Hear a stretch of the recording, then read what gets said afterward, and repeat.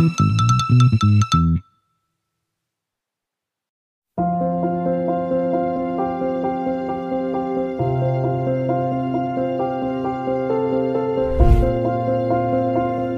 जानेवारी रोजी कोरेगाव भीमा या ठिकाणी होणाऱ्या विजयस्तंभ मानवंदनाच्या कार्यक्रमासाठी सर्व भाविकांचे स्वागत करण्यासाठी जिल्हा प्रशासन सज्ज झालंय। भाविकांसाठी करण्यात आलेल्या तयारीची माहिती या व्हिडिओमध्ये देण्यात आली आहे।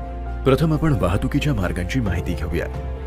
सातारा कोल्हापूर वरून येणारे भाविक तसेच पुण्यातील कात्रज आणि स्वारगेट भागातून येणारे भाविक हे कात्रज, हडपसर, सोलापूर हायवे, थेऊर फाटा ते केसनन मार्गे खंडोबा माळपर्यंत येतील।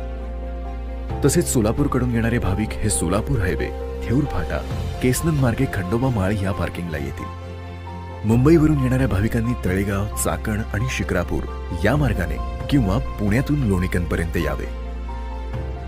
नाशिकवरून येणाऱ्या भाविकांनी नारायणगाव, चाकण आणि शिक्रापूर या मार्गाने यावे। मराठवाड्यातून येणाऱ्या भाविकांनी औरंगाबाद, अहमदनगर आणि शिक्रापूर मार्गे यावे। तसेच पुण्यावरून येणाऱ्या भाविकांनी लोणीकंदपर्यंत यावे। पुण्याच्या बाजूकडून येणाऱ्या टू व्हीलर्स करता पेरणे जुना टोल नाका येथे प्रशस्त पार्किंगची व्यवस्था करण्यात आली आहे।